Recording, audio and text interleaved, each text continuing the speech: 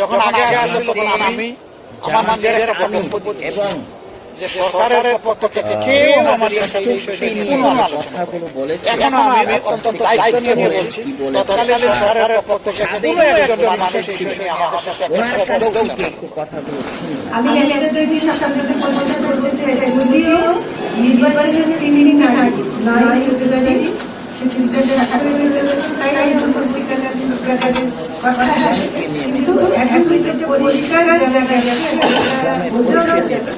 যে বিএনপি এবং জামায়াত ইসলাম এবং বিরোধী দল যারা আছে তার সাথে কিন্তু অন্তর্বর্তী সরকার এটা আলোচনা। জামায়াত ইসলামী নায়েবে আমির ডাক্তার সৈয়দ আব্দুল্লাহ মোহাম্মদ তাহেরের নেতৃত্বে 5 সদস্যের প্রতিনিধি দল শুরুতে অংশ নেয় এই বৈঠকে। পরে দুই দেশের বাণিজ্য চুক্তির বিষয়ে দলীয় অবস্থান তুলে ধরেন জামায়াত নেতা। সরকারের সাথে যে চুক্তি হয়েছে এখানে করার জন্য সেভাবে বলেছে, আমরা বলছি আমরা ডিটেইলস থেকে স্টাডি